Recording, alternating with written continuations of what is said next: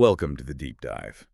Today, we are opening the file on a period of history where spiritual destiny collided with just absolute brilliant geopolitical strategy. hmm We're taking a deep journey into the emergence of Islam's first political entity. And we're going to focus on one of the most consequential decisions really in world history, Mm. the migration, Yeah. the Hijra, Yes. the event that transformed this conflicted sort of agricultural oasis called Yathrib into the strategic global nerve center of Medina. And it's such an essential study for anyone who cares about how great organizations are built, really.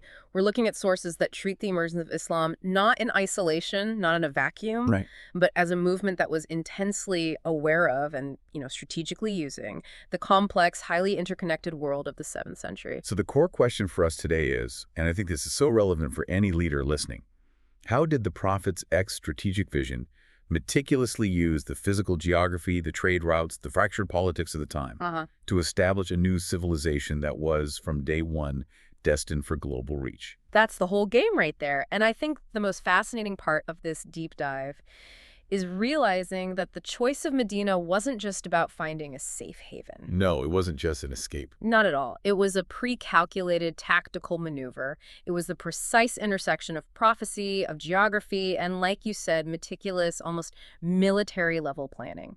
And to really get it, we have to frame this by looking at the entire global landscape. Why the Hijaz region, the corridor, Makkah, Medina, Taif? Why that? Why was that corridor identified as the perfect launch pad for a message meant not just for Arabia, but for all humanity? A message that needed to link Africa, Asia, and the whole Mediterranean sphere. That insight really is the foundation of the sources we're digging into. Yeah. The location had to be strategically poised to communicate a universal message, even if the movement itself started small, locally. Exactly. It had to be situated on the global supply lines of the day, but at the same time, it needed to be independent of the global powers. Right, not a province of Rome or Persia. Precisely. This careful positioning is what elevated the movement from, a localized religious protest into a functioning sovereign state that was capable of engaging with empires on its own terms. So let's begin there. Let's paint that backdrop because the context of the 7th century world is just. It's absolutely vital. When we study this era, it's so easy to focus only on Arabia. Mm-hmm. But Islam didn't just appear. It popped up onto a stage that was dominated by two weary, staggering, almost exhausted giants. And we have to talk about them. The state of the world powers surrounding the Arabian Peninsula. You had the Byzantine Empire, the inheritor of Rome, to the west, Yep. and the Persian Sassanid Empire to the east. And our sources, they highlight their condition in really sobering detail.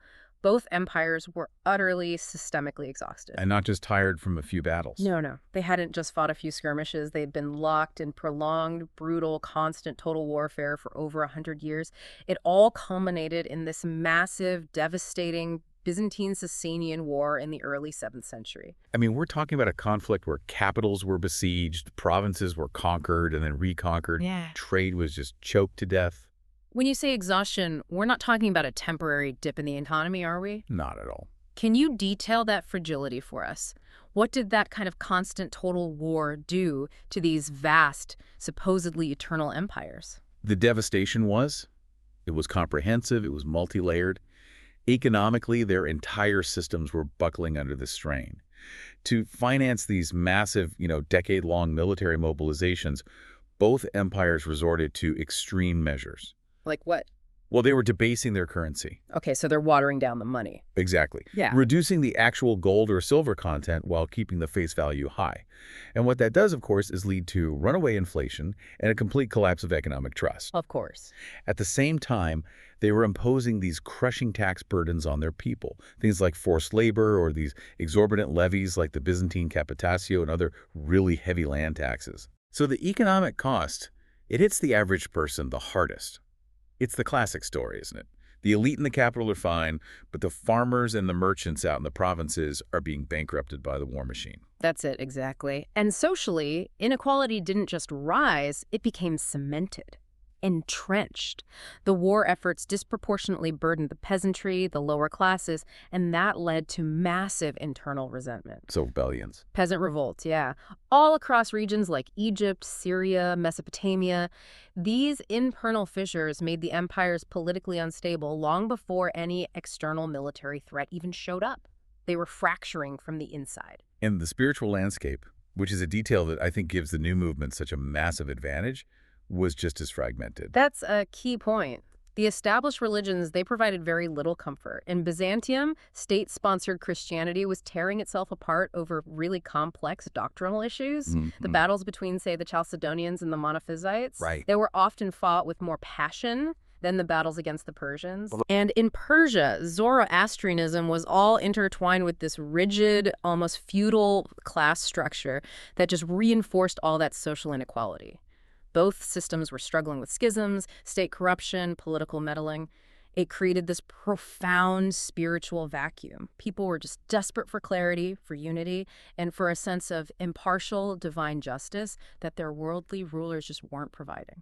So you have these two globally dominant systems. They've got the best technology, the biggest armies, Yeah. but they're brittle. They're financially spent, they're morally bankrupt, and they're busy fighting each other to a bloody standstill. A very costly standstill. This is the moment. This is when Arabia enters the historical stage. So where exactly was the Arabian Peninsula positioned in this high-stakes game? It was strategically located between these two fatigued giants. It was the ultimate buffer zone. The desert. The desert provided a natural defense against any immediate large-scale imperial invasion. And while both empires, they occasionally sponsored proxy states or tried to control peripheral tribes, Arabia itself remained largely independent of direct imperial control. And that independence is so critical because it meant the new movement had space to breathe. Yes. It wouldn't be immediately identified as, say, a rebellious province of Rome or a Persian uprising. Precisely. That political and geographic autonomy provided the necessary breathing room for it to grow. When the third voice, Islam, emerged, it wasn't immediately crushed under the heel of an established emperor. It wasn't seen as just another local heresy. It had room. It could grow, define itself, and establish its own sovereign legitimacy without having to appeal to or overthrow an immediate occupying force. Let's discuss that concept of the third voice. I find that framing in the sources to be incredibly insightful. How did Islam define itself as this new force in that specific geopolitical environment? Well, the third voice represented a radical moral and social alternative. It wasn't tied to the rigid, hierarchical, feudal structures of Byzantium, and it wasn't subservient to the often despotic, fire-worshipping imperial system of Persia. Right. And crucially, it didn't just offer a theological difference. It offered a coherent, unifying socioeconomic and ethical solution. An actual alternative system. And a whole new system where the empires were fragmenting. This new force promised unity. Where they were taxing the poor to death, it demanded social accountability through mechanisms like zakat. So it offered a coherent alternative to systemic chaos. And it started small, locally in Hijaz, but its mandate was instantly universal. Absolutely. The genius of the early strategy was recognizing that the world was hungry for change, hungry for justice and clarity. The timing was strategically perfect because the dominant systems were brittle, tired, and worn out by their own excesses and their own conflicts. And for you listening, this offers such a powerful lesson. Transformative movements often succeed not by overpowering systems at their peak, No. but by offering a clear, superior alternative when those dominant systems are failing under the weight of their own contradictions. Exactly. It was less about military might, at least initially, and far more about ideological resonance meeting global vulnerability. So if the world powers were collapsing, the regional powerhouse was, without a doubt, Makkah. Oh, yes. It was the place where the prophet Yi began his mission, and I think understanding its unique dual status is absolutely essential to understanding why the Hijra became inevitable. Makkah held undisputed regional authority. It was simultaneously the spiritual heart and the economic engine of the entire Arabian Peninsula. Two things at once. Two things. Spiritually, it housed the Kaaba, established by Prophet Abraham, peace be upon him. And even in its corrupted pre-Islamic form, it still commanded respect, loyalty, and pilgrimages from tribes all across the peninsula. And that gave the Quraysh, the ruling tribe of Makkah, immense leverage. Immense. And economically, that leverage was solidified because they controlled the primary commercial artery of the region. The caravan route. Yes. Makkah was built on and sustained by control over the famous caravan route, the Tajari Rah. And this was far more than just some local road. It was the essential commercial conduit. It connected the resource-rich areas of Yemen and East Africa, think frankincense, myrrh, gold, All spices, the luxury goods. all of them. And it connected them all the way north through the Hijaz to the major markets of Syria, Gaza, and the Mediterranean world. So controlling that single route essentially allowed the Quraysh to function as the middlemen for global luxury goods. That's right. And they could levy taxes, collect tolls, and facilitate security for anyone trying to move wealth through that region. Exactly. This control provided the Quraysh elite with immense, unprecedented wealth and, critically, immense political influence throughout the region. Their prosperity was directly linked to the stability of the annual caravan cycle. Their whole identity was built around this role as custodians of both the spiritual center, the Kaaba, and the commercial center, the Dajari-Ra. Okay, so here's the paradox that forced the strategic shift. If Makkah was the spiritual center, and the prophet Athay came with a message that sought to restore its original, pure, monotheistic roots, Mm-hmm. why did the Quraysh resist so violently? I mean, not just resist, but existentially. The resistance, it stems directly from that contradiction you just mentioned, the conflict between their economic system and their moral compass, or lack thereof. Wow. The immense prosperity of the Quraysh, particularly that handful of powerful clans, bred a profound arrogance and materialism. Their entire socioeconomic structure, the way wealth was distributed, the power hierarchy, the treatment of the poor and the weak, it was all built on this entrenched privilege. And the ethical demands of Islam, things like strict justice, mandatory social accountability through zakat, Radical ideas at the time. and the declaration that all people are equal before God, these weren't just theological challenges for them, they were financial threats. They were an existential threat to the status quo. That's the key. The Quraysh elite were deeply invested not just in the idols, which, provided a religious justification for the tribal hierarchy, but in the entire exploitative economic system that the idols reinforced. So accepting the message meant dismantling their own power base. Exactly. Accepting the ethical reforms meant dismantling their own source of generational power and privilege. I mean, think about it. If every slave and every poor person was suddenly equal to the chieftain, the system of labor and control just collapses. So the source material is really suggesting that the failure of Makkah wasn't a failure to understand the message. It was a conscious decision to prioritize short-term profit over long-term moral health. Precisely. They prioritized their commercial identity over their spiritual function. And the lesson, drawn directly from the sources, is that economic power without a foundational moral compass, it breeds social decay. It renders the elite intensely resistant to any necessary ethical reform. They became prisoners of their own wealth. They did. And the only way to save the movement was to physically detach it from that corrupted infrastructure. And that's where the modern analogy becomes so incredibly relevant, doesn't it? We see the same pattern today. We do. And the source material links this directly to our current era. Our global system, it's hyper-efficient at generating wealth, but it struggles when it lacks ethical roots or universal accountability beyond just maximizing profit. When the pursuit of wealth overshadows basic justice. Yes. When that happens, the system becomes brittle and it resists the very reforms it needs for its own long-term stability and survival. The Quraysh failure was the failure of a leadership that valued gold above justice. And that failure necessitated the Hijra. It was clear. The spiritual heart had become irrevocably corrupted by its economic arteries. A foundational moral state could not be built there. No. A strategic relocation was required to find fertile ground, both spiritually and materially. And that shift from Makkah to Yathrib, the Hijra, was arguably the greatest strategic reorientation in the history of the movement. Not a defeat. No, it wasn't a defeat at all. It was a calculated move from a position of oppression to a prepared, advantageous ground zero for state building. Okay, so why Yathrib? When you look at the map, Makkah is very centrally located on that trade route. Yathrib is further north, a bit off the main track. What unique sociogeographic mix made Yathrib, soon to be Madinah, the strategic choice? The critical difference was the material foundation. Just look at the geography. Makkah is arid. It relies almost entirely on external trade for its sustenance. It can't feed itself. It can't. Yathrib, by contrast, was an ancient, sprawling oasis. It was defined by its fertile lands, rich in aquifers, and supported by expensive date palm orchards and agriculture. This allowed for immediate agricultural sustainability. And this sustainability is the key to political independence. Absolutely, 100%. You cannot establish a sovereign state if your people are starving or if your entire existence depends on the whims of a volatile long-distance trade network, which is what Makkah relied on. Agriculture offered immediate self-sufficiency. It provided the crucial material stability needed for community building, for educating the populace, for establishing a functioning government, all without the immediate paralyzing threat of resource famine. They could feed They themselves. could feed themselves, which instantly stabilized the new political project. Now let's get into the political landscape there because it was ripe for intervention. Yathrib was incredibly diverse. It had several distinct communities. Yeah. The Jewish tribes, like the Banu Kanuka, Banu Nadir, and Banu Qurayza, and the two major rival Arab tribes, the Aus and the Khazraj. And this is the political ready-made aspect of it, and it's the most brilliant strategic factor. The Aus and the Khazraj were crucially weary of constant, debilitating internal warfare. They were tired. They were exhausted.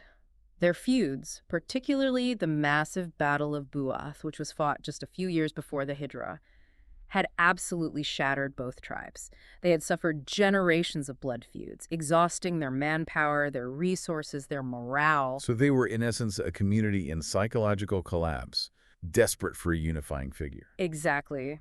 They weren't looking for a military conqueror to lead one side against the other. They were looking for a neutral, external, impartial mediator. An arbitrator. An arbitrator with enough moral authority to impose peace and a shared legal framework that could transcend their tribal loyalties. And Islam, with its emphasis on universal brotherhood and divine impartial justice, provided the essential unifying framework that they themselves could not generate internally. This internal readiness was the single most vital political factor. This just completely transforms the narrative from one of flight to one of imitation, doesn't it? It does. The people of Yathrib were actively seeking the very leadership that Makkah had rejected. It was an invitation, and it was strategically sought out and secured during the pledges of Al-Aqaba. The Prophet Way arrived not as a refugee, but as the supreme arbitrator, the peacemaker, the founder of the rule of law for their community. And the final strategic advantage was, of course, the physical distance from the hostile Quraysh. That physical separation provided immediate safety. It provided the independence required to build the state from the ground up. It allowed the Muslim community to transition from a persecuted minority that was literally being tortured and starved in Makkah Right. into a protected, sovereign entity with its own army, its own laws, its own governance structure, all without the immediate, constant threat of existential elimination from Makkah. It was the geographic necessity for political maturation. So if we crystallize those three interlocking strategic advantages that transformed Yathrib into Madinah al-Lambi, the city of the Prophet, they're a template for any successful launch. They really are. You have, 1, material sustainability. The fertile lands guaranteed economic stability and self-sufficiency. 2, social and political readiness. The internal division of the Aus and Khazraj created this perfect test case for unity because they were desperate for reconciliation. The ground was prepared. And 3, physical safety. The necessary distance from the Quraysh ensured independence and secured the long-term prospects of the state. The ultimate leadership insight here is not just about having a powerful message. It's about understanding the material conditions you need to sustain it. Yes. A revolution requires fertile ground, and that ground has to be ready both morally, with receptive hearts, and materially, with sustainable resources and a functioning economic base. Once the community was secured in Madinah, the strategic genius then shifted from choosing the site to leveraging the existing world infrastructure. We see this brilliant repurposing of the very networks the Quraysh used to exert their power. The trade routes that had been the exclusive domain of profit and silk now became the channels for something much, much grander. Indeed. The roads that were once dedicated strictly to commerce exchanging silks, spices, and gold, they were strategically transformed. They became channels of revelation, of dawah, and of diplomacy. The Prophet, he didn't need to invent new highways. He repurposed the existing commercial arteries to circulate his ideological message. Let's stop and define dawah here, because it's more than just the call to Islam. What was its strategic function in this repurposing of networks? Well, dawah was the non-military ideological network. Strategically, it meant using the existing flow of merchants, travelers, and pilgrims, the very people who used the Tijori Ra as carriers of the new moral message. Ah, so using the existing traffic. Exactly. It was a grassroots word-of-mouth system that leveraged the commerce structure to distribute the new civilization's philosophy, creating these intellectual and spiritual beachheads in areas far beyond Medina's military reach. That's a fascinating inversion of power. The economic infrastructure built by their enemies became the primary vehicle for spreading the revolutionary message. It's pure strategic judo. But of course, success required internal stability first. So let's look at the immense task of internal diplomacy that was immediately required upon arrival in Medina, which was a city of multiple, often antagonistic factions. Priority one had to be reconciling the local Arabs, the Aus and Khazraj, and then cementing the bond between them and the immigrant community from Makkah, the Muhajirun. Right. And the unifying force of Islam provided the necessary ethical and spiritual foundation for the Ansar, the helpers, the people of Medina, and the Muhajirun to transcend these deep-seated tribal and family loyalties. But the real masterpiece of statecraft was external. I agree. Perhaps the most enduring achievement of this early state was the foundation of its external and multi-communal relations. The Jewish tribes, who were established inhabitants of Yathrib, entered into formal pacts through the Constitution of Medina, the Sahifa. And this constitution, it's often highlighted as one of the first written constitutional documents in history. It wasn't a religious text, but a political and legal framework. What specifically did it achieve? How did it manage the diversity of that community? It was a revolutionary document for the 7th century. It essentially declared Medina a single community, an Ummah Wahida, even while it recognized the distinct religious and legal autonomy of all the signatories. It set a framework for internal justice and, critically, for external defense. So it guaranteed the Jewish tribes their religious freedom, their autonomy over their own internal legal matters, their property rights. What did they owe in return? The core principle was mutual interest, anchored in impartial justice and collective security. The non-Muslim communities were obliged to contribute to the financial defense of the city and were prohibited from aiding its enemies. This established a political system where diversity was managed not through forced assimilation, but through a commitment to overarching, impartial justice applied to all communities under the same civic contract. The rule of law. The Constitution was the immediate evidence that this new state was built on law, not on tribal whim. And that kind of governance, rooted in justice for all inhabitants regardless of their creed, would have been a profoundly attractive alternative to the tyranny people were experiencing under the Byzantine or Persian empires. It was a powerful ideological magnet. But the Prophet P's vision wasn't just limited to the oasis. The next strategic step was to leverage those same repurposed communication networks for bold external diplomacy. This is the truly audacious move, sending official letters from a nascent city-state in the middle of Arabia to the reigning superpowers of the world. Absolutely. Using these established trade and communication routes, the Prophet sent official letters to the rulers of major world powers, Heraclius of the Byzantine Empire, Khosrow II of Persia, the ruler of Egypt, and the Negus of Abyssinia. And these weren't just polite diplomatic notes, were they? Not at all. As the sources emphasize, they were powerful geopolitical declarations. The significance of sending a letter to Heraclius, fresh off his victory over the Persians, or to the great Persian king Khosrow, and telling them to essentially reform their moral conduct. I mean, it cannot be overstated. It must have seemed insane from their perspective. It was an assertion of a completely new moral authority on the global stage. It stated unequivocally that a new global order rooted in divine accountability had arrived, and that the existing imperial powers were now being judged by a moral superior. Wow. The Prophet acelly declared the global sovereignty of the message, even while Medina remained, militarily weak. The letters challenged the moral legitimacy of the empires. And they focused on three prongs that directly confronted the established norms of imperial power and decadence. Yes, the message was clear and universal. It demanded a shift from 1, tyranny, to justice. It challenged the oppressive feudal rule of the emperors over their subjects. 2, from materialism to monotheism, rejecting the focus on earthly accumulation and power for spiritual truth and simplicity. And 3, from arrogance to accountability. It was a reminder to these rulers that their power was temporary and that they would be held accountable for their actions both here and in the hereafter. This was the ultimate challenge to the divine right of kings. But survival wasn't just about challenging kings far away, was it? It required immediate, skillful management of the regional tribal dynamics that lay along those critical trade routes. Yes, Medina's stability depended entirely on securing its immediate neighborhood. This involved continuous, careful negotiation and strategic diplomacy with powerful, often hostile neighboring tribes like the Ghatafan, the Banu Mustalik, and others. And these tribes were positioned perfectly to intercept Madinah trade or to ally with the Quraysh. Perfectly. So strategic success meant constant efforts to either bring them into a treaty of alliance, secure their absolute neutrality, or, failing that, militarily neutralize them quickly. So the goal is twofold. Exactly. First, ensure the physical trade and communication channels remained open. Medina still needed to trade to survive, even if it was agriculturally stable. Right. And second, ensure Medina's stability wasn't threatened from nearby desert tribes. This involved complex treaty negotiations, strategic marriages to secure tribal alliances, and a constant vigilant posture of defense. All of it was aimed at protecting the foundation built in Yathrib. The lesson here is so profound.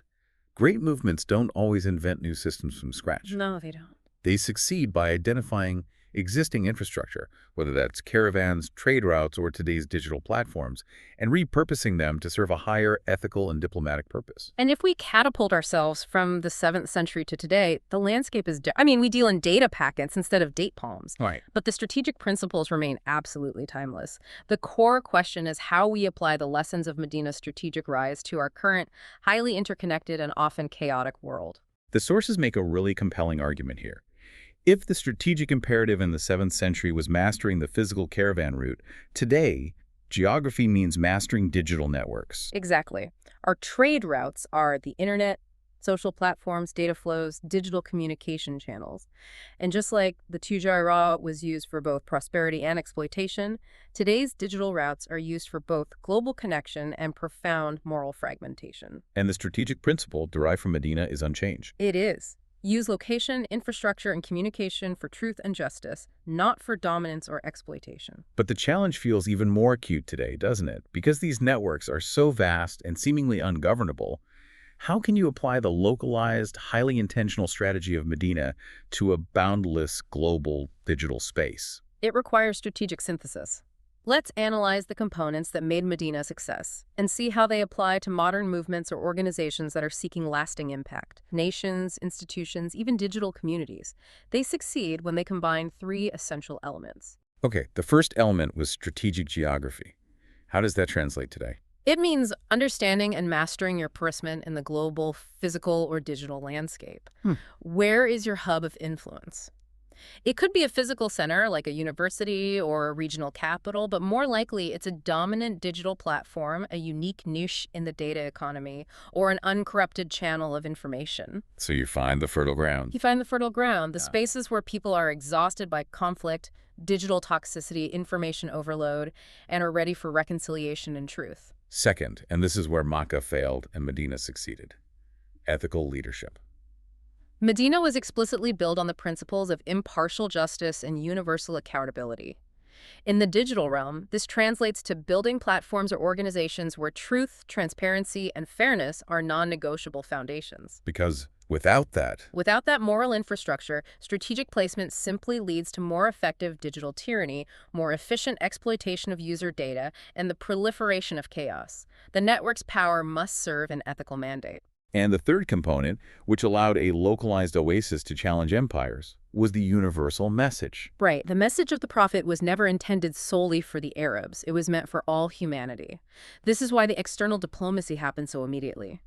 Modern movements must offer a vision that is universally relevant, addressing global concerns like inequality, the search for meaning, climate justice to achieve global scale.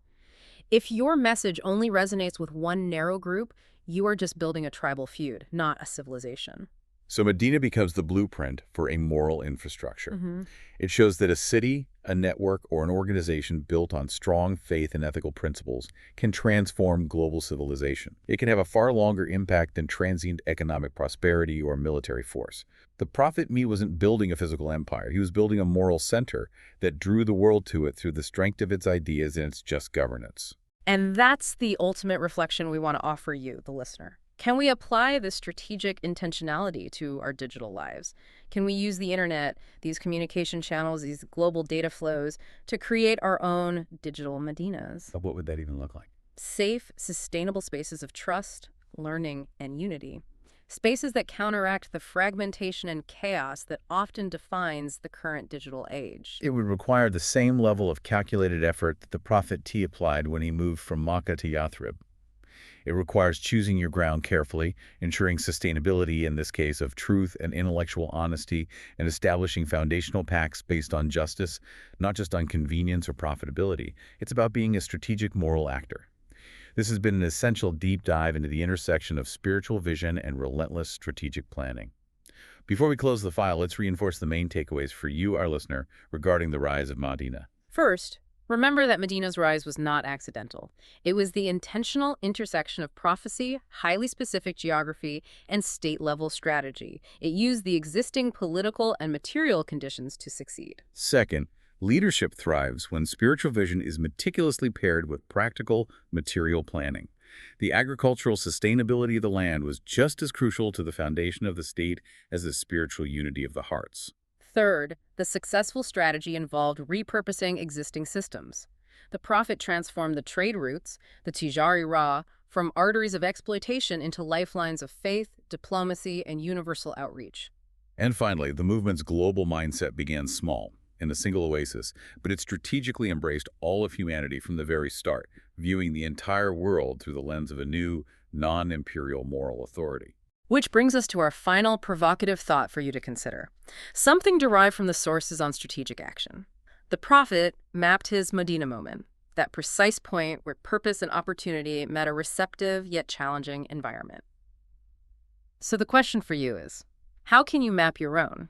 How can you be a builder of moral infrastructure in a chaotic world using the resources and networks available to you today for a higher long-term purpose? It really forces us to examine whether our daily choices, both physical and digital, prioritize long-term harmony and justice for a collective whole, or just short-term gain and self-interest. Thank you for joining us on this deep dive. We hope this exploration into ancient strategy provides profound modern insights for building your own lasting vision.